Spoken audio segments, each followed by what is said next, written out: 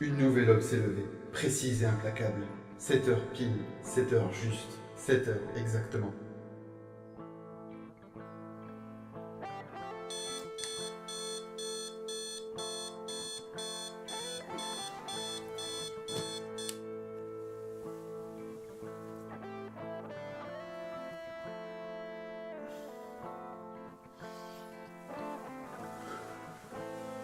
Le réveil programmé de Vincent remplit son office. Il s'étire méthodiquement, muscle après muscle, et il a déjà intégré les paramètres horaires. Vincent pose une main ferme et précise sur la porte droite de l'armoire. Il saisit précautionneusement les vêtements prévus.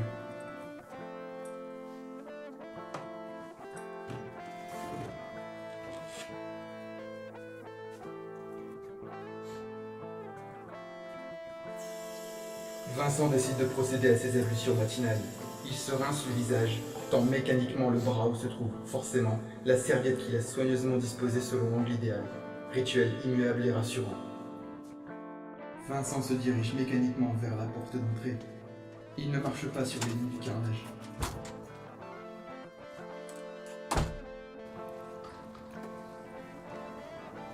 Vincent est concentré sur la fonction que doit remplir cette journée. Ressembler à tous les étudiants et aller à l'université. Il évite toute manifestation déplacée d'une quelconque variable d'ordre sentimental. La vie de Vincent est réglée. Son chemin tracé, net. Il n'erre pas sans but dans cette vie. Arrivé à l'université, Vincent suit la même route. Toujours, répété, en ignorant les autres. Inutile. Vincent cède à quelques obligations physiologiques. Il va aux toilettes, il s'humecte le visage.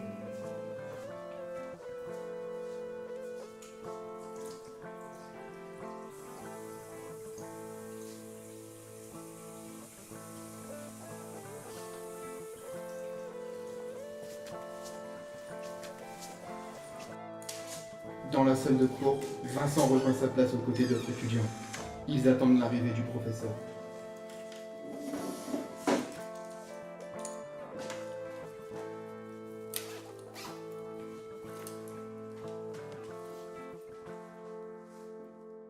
Vincent rentabilise au maximum sa présence en cours. Il écoute, il questionne, il participe. Il ne laisse pas faiblir son attention. Vincent cède de nouveau à des obligations physiologiques. Il mange, seul. Le reste de la journée, Vincent va suivre les cours et prendre des notes.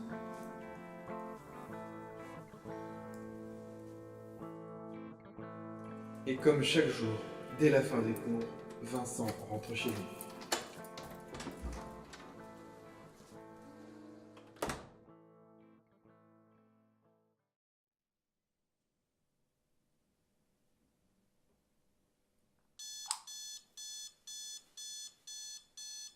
Le réveil sonne.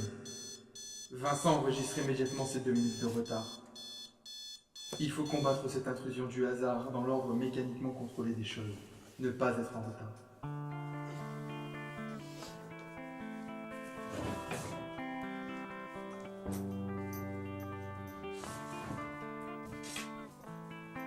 Vincent se prépare en songeant à éliminer quelques gestes parasites pour optimiser le temps et reprendre au hasard ses 2 minutes.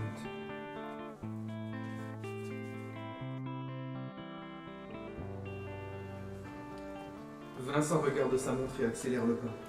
Il sent une légère sueur l'humidifier le dos. Le réveil n'a pas sonné à l'heure habituelle.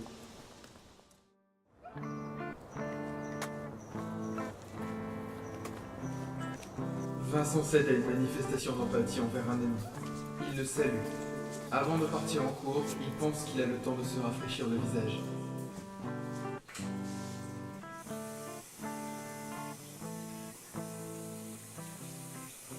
En sortant des toilettes, Vincent retourne en cours.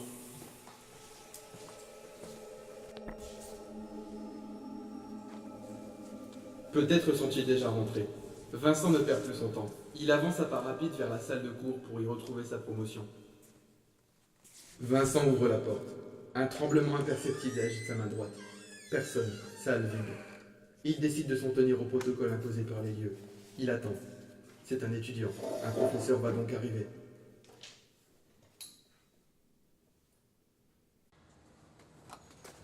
Submergé d'angoisse, Vincent voudrait trouver une réponse. L'imprévu doit quand même avoir une raison. Il prend la porte sur sa droite pour rejoindre son département. Vincent analyse les conséquences d'un départ de l'université, d'un départ échappant à des données objectives. Vincent ne ferait pas le bon choix en franchissant cette grille.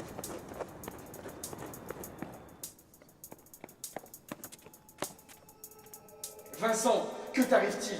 Le plan ne te permet pas ces bouffées délirantes de subjectivité.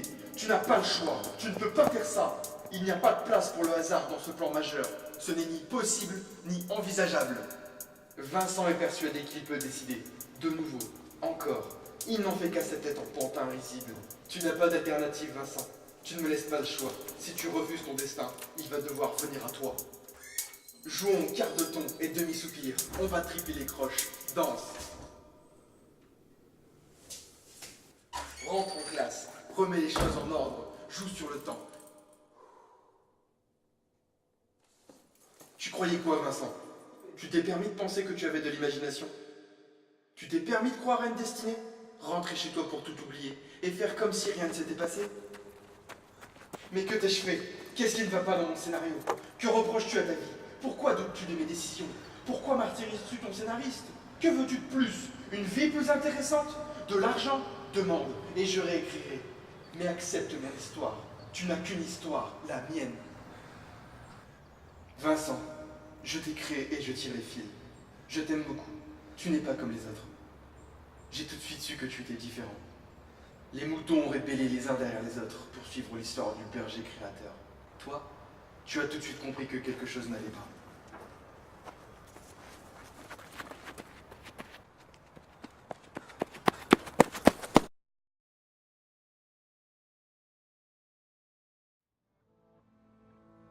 Les personnes comme toi, les sans-grades, n'ont pas de place dans mon histoire.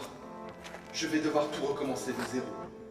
Tout était si parfait, mais toi, il a fallu que tu interviennes contre le monde, ce monde que j'ai créé.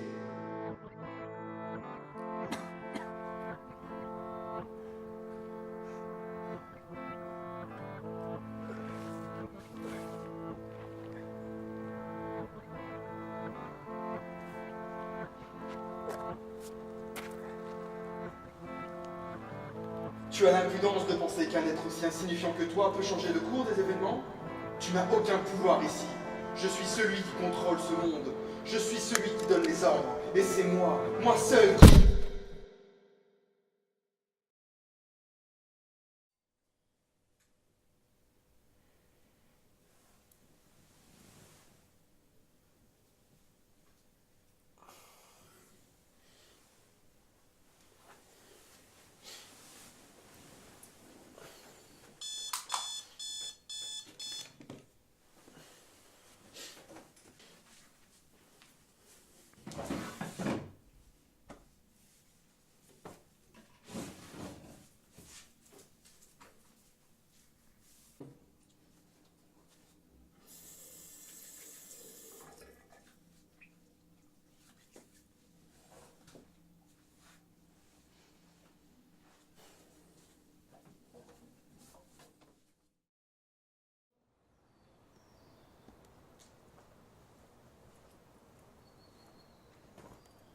Une nouvelle aube s'est levée, précise et implacable.